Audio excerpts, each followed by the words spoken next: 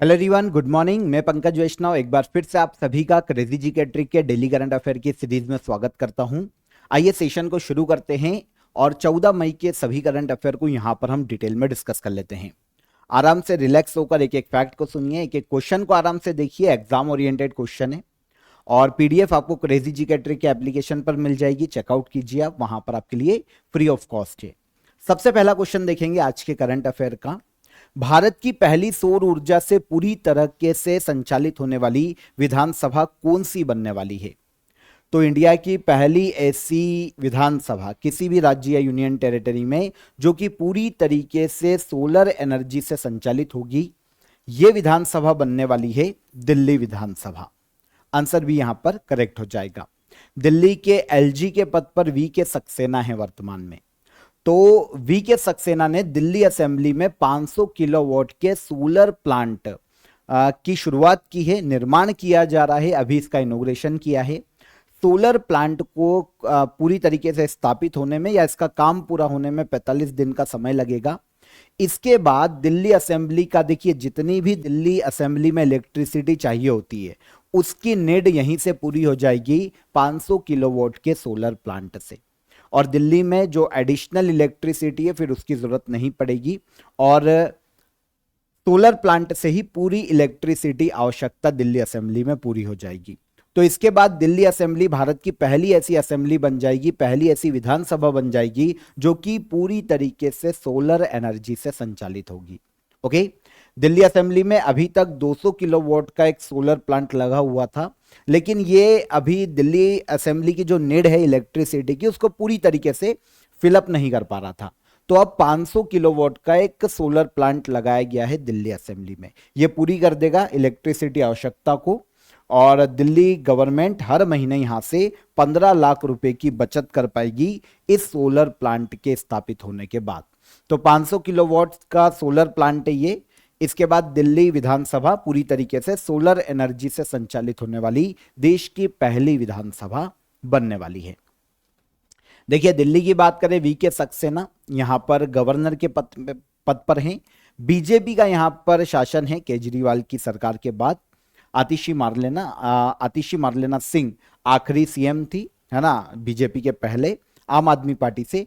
इनके बाद रेखा गुप्ता बीजेपी की सीएम है वर्तमान में और यहां पर असेंबली सीट्स देखने को मिलती है 70। ओके, और यहां पर इंडियन कॉन्स्टिट्यूशन में प्रावधान देखने को मिलता है कि दिल्ली में मंत्री परिषद विधानसभा की कुल सीटों का 10% से ज्यादा नहीं होना चाहिए।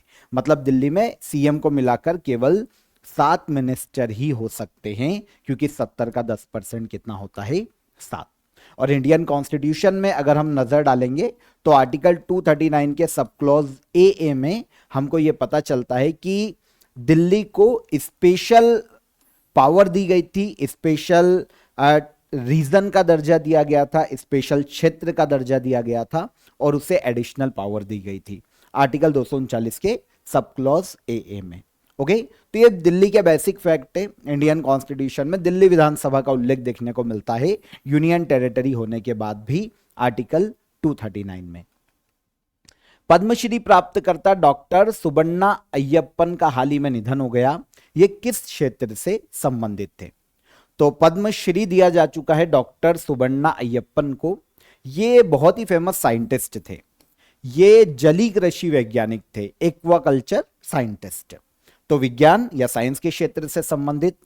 हाल ही में, ये यहां पर आप इनकी इमेज देखिए, हाल ही में पद्मश्री विनर डॉक्टर सुबन्ना अय्यप्पन का 70 वर्ष की आयु में निधन हो गया है। इंडियन एक्वाकल्चर साइंटिस्ट, बहुत ही फेमस, और इसके अलावा एग्रीकल्चर सेक्टर में इन्होंने काफी काम किया। एग्रीकल्चर को बढ़ावा देने के लिए, जलीय कृषि को बढ़ावा देने के लिए काफी रिसर्च की है, काफी इन्होंने योगदान दिया है। इवन 2010 से 2016 तक ये Indian council of agriculture research में डायरेक्टर जनरल के रूप में भी काम कर चुके हैं, काफी फेमस रहे हैं। इसके अलावा department of agriculture research and education में सेक्रेटरी के पद पर भी इन्होंने काम किया है। अब इनका निधन हो गया 70 वर्ष की आयु में। सुबन्ना अय्यप्पन का विज्ञान के क्षेत्र में या फिर जलीय कृषि के क्षेत्र में इनका जो योगदान है, इनके कारण इंडियन गवर्नमेंट ने इनको 2022 में पद्मश्री से सम्मानित किया था। ये आते हैं भारत के कर्नाटका राज्य से। भारत में ब्लू रिवॉल्यूशन को भी इन्होंने नेतृत्व किया है, ब्लू रिवॉल्यूशन का। यहां पर देखिए, ब्लू रिवॉल्यूशन के बारे में पूछा जा सकता है ये किससे संबंधित है, तो मत्स्य पालन से संबंधित है ब्लू रिवॉल्यूशन, है ना। जो 7वीं पंचवर्षीय योजना थी 1985 से लेकर 1990 तक, इस वक्त ब्लू रिवॉल्यूशन मिशन की भारत में शुरुआत की गई थी। मत्स्य पालन या फिशरी सेक्टर को बढ़ावा देना ब्लू रिवॉल्यूशन का मुख्य उद्देश्य था। ब्लू रिवॉल्यूशन को भारत में लाने का श्रेय डॉक्टर हीरालाल चौधरी और डॉक्टर अरुण कृष्णन को दिया जाता है, इसलिए डॉक्टर हीरालाल चौधरी को फादर ऑफ ब्लू रिवॉल्यूशन कहा जाता है। आगे चलकर इसका नेतृत्व सुवर्णा अय्यप्पन ने भी किया। हाल ही में 70 वर्ष की आयु में इनका निधन हो गया। 2022 में एक्वाकल्चर साइंटिस्ट अय्यप्पन को भारत सरकार ने पद्मश्री से सम्मानित किया था। तो ये सारे बेसिक फैक्ट हो जाते हैं। अगले क्वेश्चन पर आइए। 5th आसियान भारत युवा सम्मेलन 2025 का आयोजन भारत के किस राज्य में किया जाएगा? 5th आसियान भारत युवा सम्मेलन 2025, इसका आयोजन किया जाएगा भारत के गोवा राज्य में।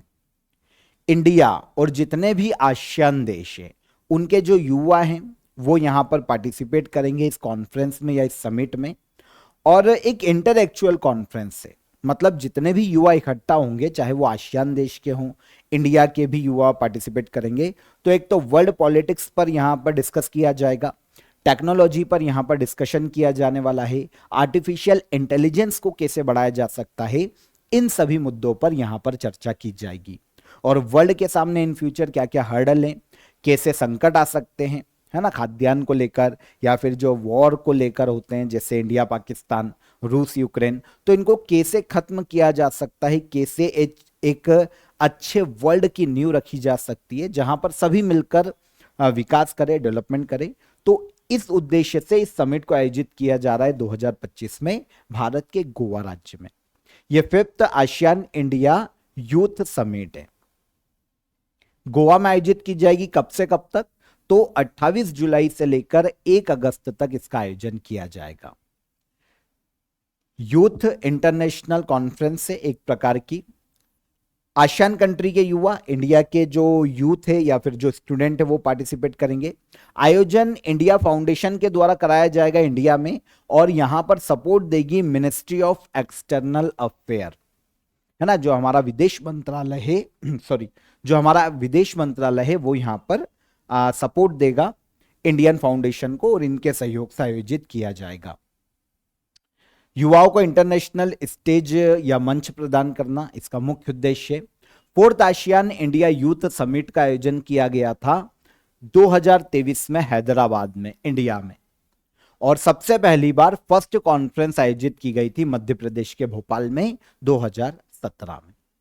डन। अब 5वां सम्मेलन आयोजित किया जाएगा गोवा में।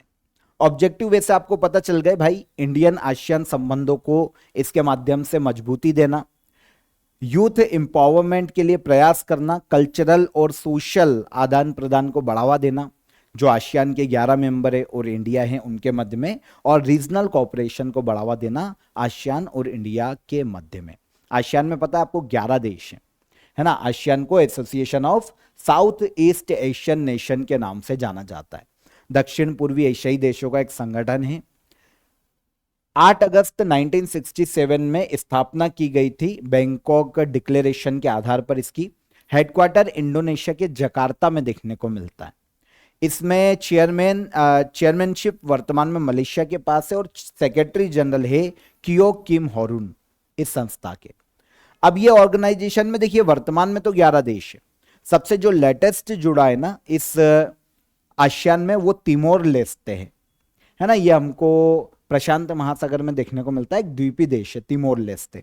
तो ये 11वीं मेंबर बनी है, सबसे लेटेस्ट, रिसेंटली 1-2 साल में ये जुड़ी थी तिमोर लेस्ते, ये 11वां मेंबर है। और इसके अलावा दक्षिण पूर्वी एशियाई देश Brunei, Cambodia, Indonesia, Laos, Malaysia, Myanmar, Philippines, Singapore, Thailand और वियतनाम, ये सारे देश है आसियान के मेंबर कंट्री। टोटल कितनी है वर्तमान में? 11।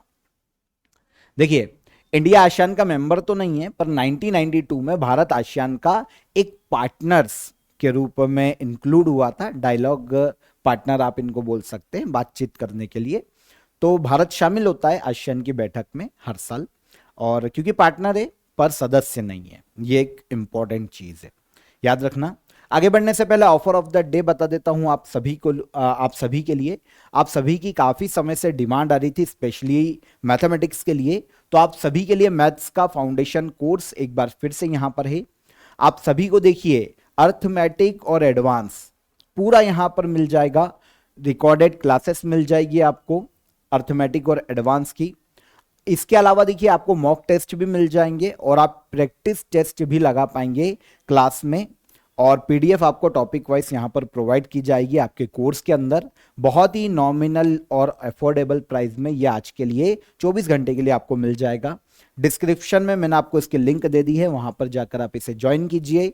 कोई भी हर्डल आता है तो हेल्पलाइन नंबर पर कॉल कर लीजिए और एप्लीकेशन को चेकआउट कीजिएगा, वहां पर आपको ये भी मिल जाएगा। वैसे इससे तो आप डायरेक्ट लिंक पर जाकर अवेल कर लीजिएगा और एप्लीकेशन को चेकआउट कीजिए, क्योंकि डेली करंट अफेयर की पीडीएफ आपको वहां मिलेगी और अदर कोर्सेज भी आपको वहां पर देखने को मिल जाएंगे। तब तक हम चलेंगे हमारे अगले क्वेश्चन पर। हमारा अगला क्वेश्चन क्या कहता है, किस देश में शतरंज पर प्रतिबंध लगा दिया गया है?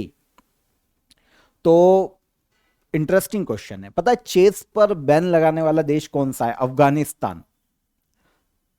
तालिबान का शासन है अफगानिस्तान में, और अफगानिस्तान का कहना है कि इससे क्या होगा कि देश में सट्टेबाजी की लत बढ़ेगी युवाओं में, इसीलिए अफगानिस्तान ने चेस को बैन कर दिया। मतलब क्या बोले, अब खुद AK-47 लेकर सड़कों पे घूम रहे हैं और चेस पर बैन कर दिया। मतलब दिमाग वाले गेम नहीं खेलना इनको। तो अफगानिस्तान ने शतरंज पर हाल ही में बैन लगाया है।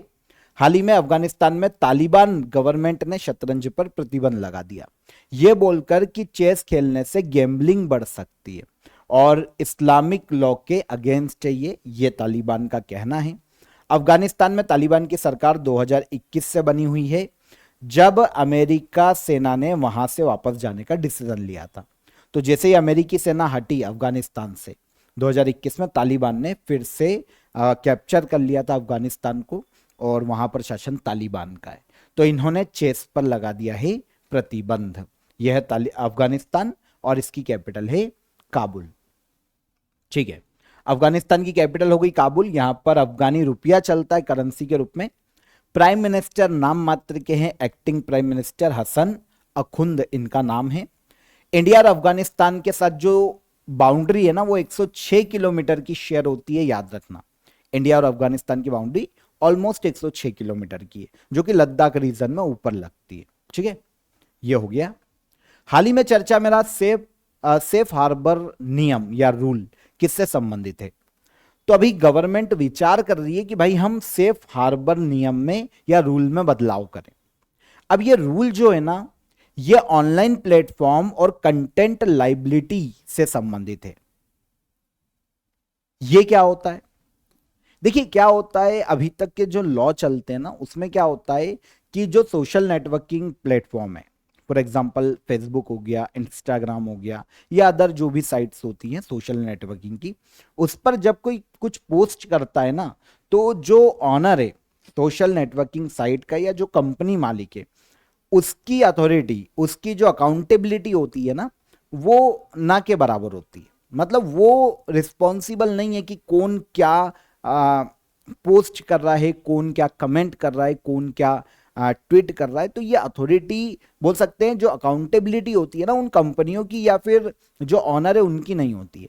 यही लॉ होता है सेफ हार्बर लॉ, जिसमें क्या होता है, वो कंपनी और सोशल नेटवर्किंग साइट के जो ऑनर है ना, वो सेफ हो जाते हैं। इससे प्रॉब्लम ये आ रही है कि भाई जो फेक न्यूज है ना, वो बढ़ती जा रही है, इन पर लगाम नहीं लगा पा रही है गवर्नमेंट। और रिसेंटली हमने देखा पहलगाम अटैक के बाद, या इंडिया और पाकिस्तान में जो वॉर हुई, ऑपरेशन सिंदूर जो हुआ था, उसके बाद पाकिस्तान की तरफ से काफी सारे फेक नैरेटिव फैलाए गए लगातार। कुछ भी अनाप शनाप 5 राफेल गिरा दिए इंडिया के, और पता नहीं क्या क्या कर दिया, और भाई जश्न मना रहे अपने देश में पिटने के बाद। ठीक है, वो उनका प्रॉब्लम है, लेकिन इससे क्या हो रहा है, इंडिया में भी ये पाकिस्तान की ओर से फेक न्यूज आ रही। अब भाई गवर्नमेंट विचार कर रही है कि ये जो लॉ है ना, सेफ हार्बर रूल, इसमें बदलाव करना चाहिए ताकि अकाउंटेबिलिटी मालिकों की भी तय हो, कंपनियों की भी तय हो, जो भी सोशल नेटवर्किंग साइट के मालिक या कंपनी। तो ऑनलाइन प्लेटफॉर्म को उनके यूजर द्वारा की गई गतिविधियों के लिए बाध्य नहीं बनाता है। ऑनलाइन प्लेटफॉर्म सेफली यहां पर निकल जाता है सेफ हार्बर रूल के कारण। तो अब गवर्नमेंट बोल रही है भाई इसमें चेंज करो और अकाउंटेबिलिटी तय करो ऑनलाइन प्लेटफॉर्म की भी, ताकि ऑनलाइन प्लेटफॉर्म खुद एक्शन ले, है ना, क्योंकि इनकी मजबूरी हो जाएगी जब ये बाध्यकारी होंगे, जिम्मेदारी इन पर आएगी, ये रिस्पॉन्सिबल होंगे उसके लिए, तो फिर भाई इनको करना पड़ेगा, इनकी मजबूरी हो जाएगी कि ऐसे फेक इंफॉर्मेशन को फैलने से ये रोकेंगे। अभी तक इनको जो फायदा मिल रहा था ना सेफ हार्बर रूल का, वो इंफॉर्मेशन टेक्नोलॉजी एक्ट 2000 की धारा 79 के तहत दिया गया था। इसमें कुछ चेंज पहले भी किया गया और इसको सीमित किया गया, लेकिन अब गवर्नमेंट फिर से इसमें अमेंडमेंट पर विचार कर रही है। तो आपको समझ में आ गया होगा आई होप कि सेफ हार्बर रूल क्या है। इजी, सरकार हटाने की बात क्यों कर रही है? क्योंकि जो फेक न्यूज है उनको फैलने से रोका जा सके और जो ऑनलाइन प्लेटफॉर्म्स हैं, सोशल नेटवर्किंग प्लेटफॉर्म हैं, उनकी अकाउंटेबिलिटी तय की जा सके। ये इसका मुख्य उद्देश्य है। अभी किया नहीं गया, केवल गवर्नमेंट विचार कर रही है कि ऐसा कुछ रूल हम लेकर आए। चर्चा में रहा माय भारत पोर्टल कब लॉन्च किया गया था। तो माय भारत पोर्टल की अगर हम यहां पर बात करते हैं, इसे लॉन्च किया गया था 31 अक्टूबर 2023 को। 31 अक्टूबर को क्या होता है? सरदार वल्लभ भाई पटेल की जयंती है ना, राष्ट्रीय एकता दिवस के रूप में मनाई जाती है, नेशनल यूनिटी डे। तो 31 अक्टूबर 2023 को माय भारत पोर्टल को देश में लॉन्च किया गया था सेंट्रल गवर्नमेंट के द्वारा। अभी सुर्खियों में क्यों है, इसकी बात करें तो देखिए हमारे एक यूनियन मिनिस्टर है, union minister of state for youth affair and sports, जिनका नाम है रक्षा खड़से। इन्होंने सभी युवाओं से आह्वान किया है कि भाई आप सभी माय भारत पोर्टल पर आकर जुड़ो। अब ये पोर्टल क्या है? सेंट्रल गवर्नमेंट ने, भारत के पीएम नरेंद्र मोदी ने 31 अक्टूबर 2023 को नेशनल यूनिटी डे के अवसर पर इसे लॉन्च किया था। इस पोर्टल में गवर्नमेंट की सारी पॉलिसीज, जितने भी उनके प्लान्स हैं, जितनी भी उनकी एक्टिविटीज हैं, स्पेशली योजनाएं, उनसे जोड़ने के लिए इसे बनाया गया था ताकि सारा यूथ देश का इस पोर्टल से जुड़े। सारी गवर्नमेंट स्कीम, गवर्नमेंट जॉब्स, सारी जानकारी युवाओं को इस एक पोर्टल पर मिल जाए, माय भारत पोर्टल पर। तो युवाओं को भारत सरकार की नीतियों, योजनाओं से जोड़ना इस पोर्टल का मुख्य उद्देश्य था। Ministry of youth affair and sports, इसके द्वारा इस पोर्टल को कंट्रोल किया जाता है, नोडल मिनिस्ट्री है। ऑब्जेक्टिव पता चल गया, युवाओं को गवर्नमेंट के द्वारा अलग अलग प्लान्स और पॉलिसीज से जुड़ने का अवसर देना, उनके बारे में जानकारी प्रदान करना। युवाओं को सभी गवर्नमेंट जॉब्स के बारे में जानकारी यहां पर मिल जाती है ताकि वो रोजगार प्राप्त कर पाए। तो ये पोर्टल का उद्देश्य का, और स्किल डेवलपमेंट प्रोग्राम जितने भी चल रहे हैं युवाओं के लिए, उनकी जानकारी भी युवाओं को इस पर्टिकुलर पोर्टल पर मिल जाएगी। तो यूनियन मिनिस्टर ने आह्वान किया है कि सारे युवा माय भारत पोर्टल पर जुड़े। अभी यह सुर्खियों में रहा। 31 अक्टूबर 2023 को इसे देश में लॉन्च किया गया था। आगे चलते हैं। क्लाउड सीडिंग का उपयोग मुख्य रूप से किस उद्देश्य के लिए किया जाता है? तो अभी ये एक वर्ड और सुर्खियों में है, क्लाउड सीडिंग। देखिए अगर हम क्लाउड सीडिंग की बात करते हैं ना, तो इसका यूज किया जाता है आर्टिफिशियल रेनफॉल के लिए, मतलब कृत्रिम वर्षा करवाने के लिए। अभी जो पानी गिर रहा है, बारिश होगी, अभी बारिश का मौसम आएगा तो पानी गिरेगा बारिश के मौसम में, वो नेचुरल रेनफॉल है ना, प्रकृति जनित जिसको हम बोल सकते हैं। कृत्रिम वर्षा में क्या होता है कि आर्टिफिशियल रेनफॉल, मतलब जो ह्यूमन द्वारा कंडक्ट की गई है, जिसमें जो ह्यूमन है, जो व्यक्ति है, जो मनुष्य, उसका इंटरफेयर है बारिश करवाने में। अब आप बोलोगे ये बड़ा इंटरेस्टिंग है, सुना होगा वैसे काफी स्टूडेंट ने। तो ये कृत्रिम वर्षा करवाने के लिए एक वर्ड यूज होता है क्लाउड सीडिंग। इसका उपयोग मुख्य रूप से किया जाता है कृत्रिम वर्षा के लिए। अभी सुर्खियों में क्यों है? देखिए दिल्ली की गवर्नमेंट इस पर विचार कर रही है। दिल्ली की गवर्नमेंट ने घोषित किया है कि भाई आईआईटी कानपुर के साथ मिलकर 5 क्लाउड सीडिंग का ट्रायल्स किया जाएगा दिल्ली में। 5 क्लाउड सीडिंग। देखिए क्या होता है, ये पूरी तरीके से आप इसको हाफ आर्टिफिशियल रेनफॉल बोल सकते हैं। ये पूरी तरीके से आर्टिफिशियल नहीं है। पूरी तरीके से आर्टिफिशियल में क्या होता है कि भाई जो क्लाउड है, जो बादल है, वो भी खुद बनाए और पानी बरसे तो वो बादल भी खुद बनाए। लेकिन यहां पर जो क्लाउड सीडिंग है ना, इसमें क्या किया गया है, बादल पानी वाले पहले से हैं, बस उसमें कुछ एलिमेंट्स को ऐड ऑन किया जाएगा। क्या ऐड ऑन किया जाएगा, बात करेंगे। देखिए जो 5 क्लाउड सीडिंग करवाई जाएगी ना दिल्ली में, उसके लिए 3 करोड़ 21 लाख रुपए दिल्ली सरकार ने आवंटित किए। किसके साथ मिलकर यह प्रोजेक्ट पूरा किया जाएगा, आईआईटी कानपुर के साथ मिलकर।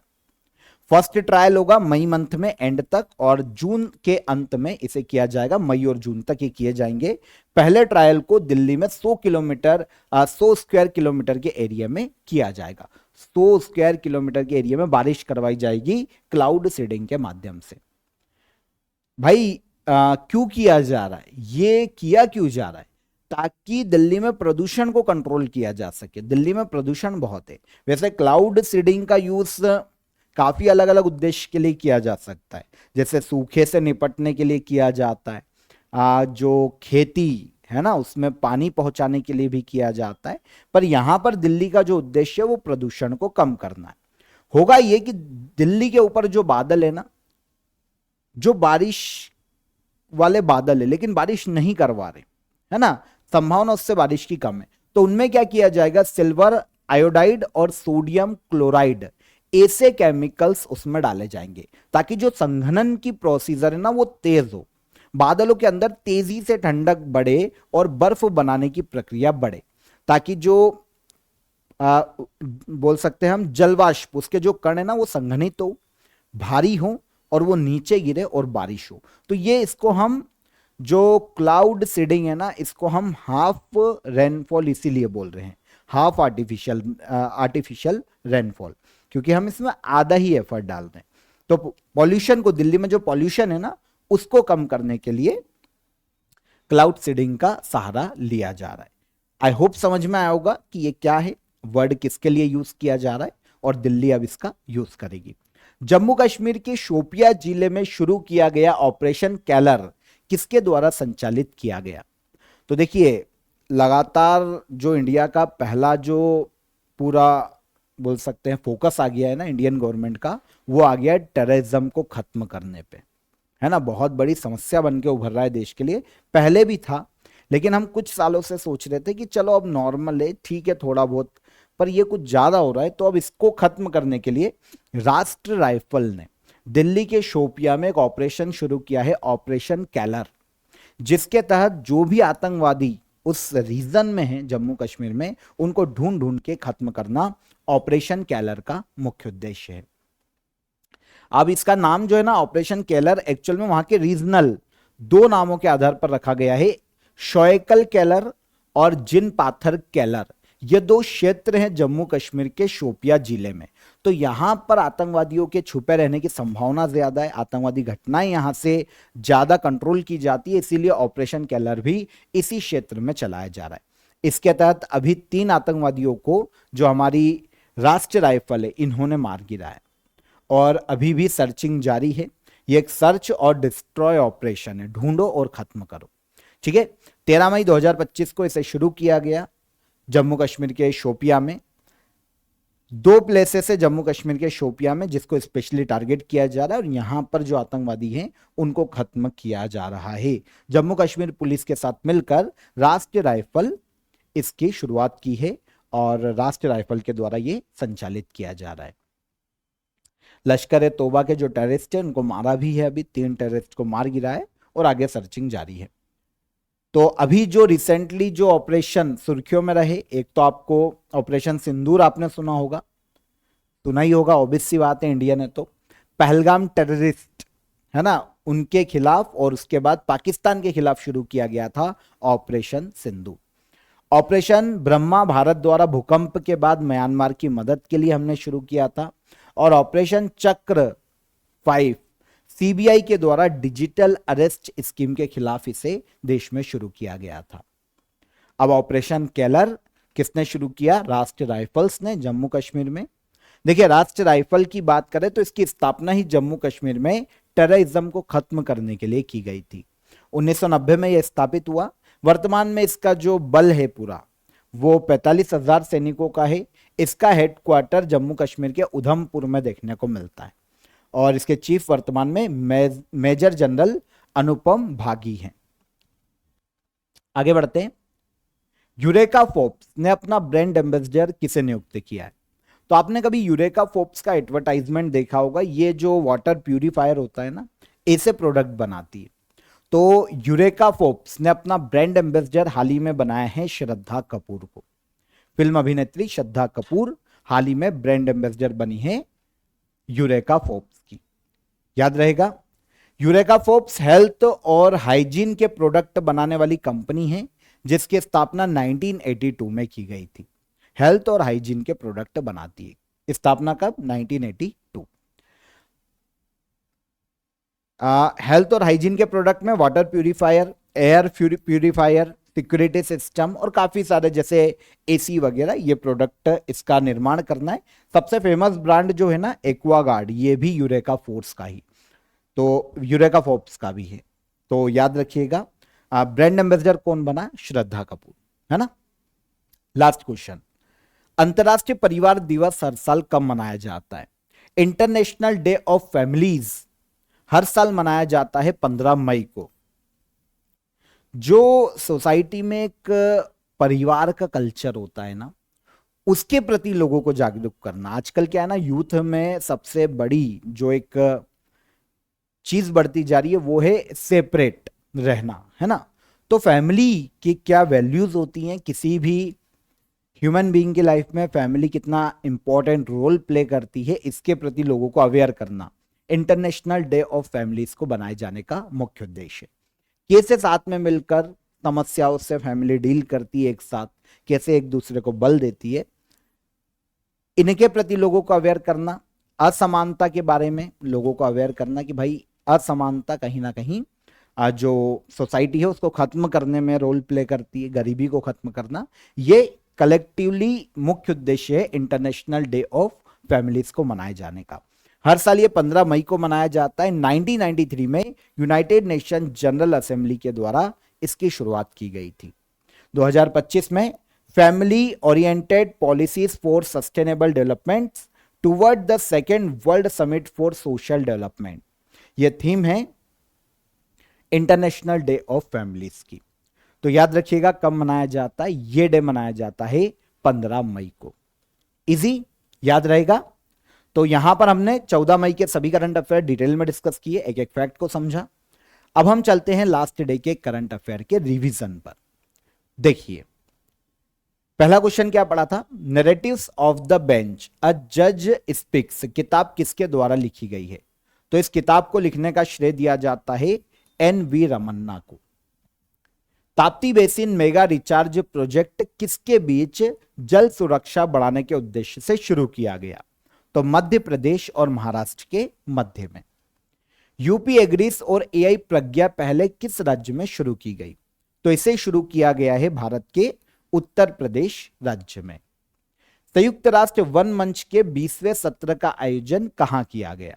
United nation forum on forest के 20वें सत्र का आयोजन किया जाएगा या किया गया न्यूयॉर्क में, है ना, यूएसए में। नेशनल टेक्नोलॉजी डे कब मनाया जाता है? 11 मई को। सेकेंड पोखरण, है ना। रक्षा मंत्री राजनाथ सिंह द्वारा ब्रह्मोस मिसाइल निर्माण इकाई का इनॉग्रेशन कहां किया गया? तो यह इनॉग्रेशन किया गया उत्तर प्रदेश के लखनऊ में। नई दिशा पहल जो स्कूल छोड़ चुके बच्चों को मुख्य धारा में लाने के लिए शुरू की गई है, किस स्थान पर शुरू की गई? तो इसे शुरू किया गया दिल्ली में। हाल ही में भारत के राष्ट्रपति ने राष्ट्रीय विधिक सेवा प्राधिकरण का कार्यकारी अध्यक्ष के रूप में किसे नियुक्त किया? तो नेशनल लीगल सर्विस अथॉरिटी के एग्जीक्यूटिव चेयरमैन के रूप में अपॉइंट किए गए न्यायमूर्ति सूर्यकांत। हाल ही में ग्लोबल मेथेन ट्रेकर 2025 रिपोर्ट किसके द्वारा जारी की गई? इंटरनेशनल एनर्जी एजेंसी के द्वारा। लास्ट क्वेश्चन क्या था हमारा? हाल ही में टेस्ट क्रिकेट से संन्यास लेने की घोषणा किस भारतीय क्रिकेटर ने की? विराट कोहली ने।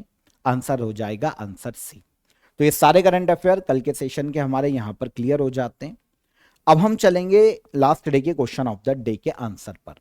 इनकम के बेसिस पर कितनी प्रकार की इकोनॉमी होती है? तो इनकम के बेसिस पर 4 टाइप की इकोनॉमी देखी जाती है। प्रति व्यक्ति आय का फॉर्मूला क्या है?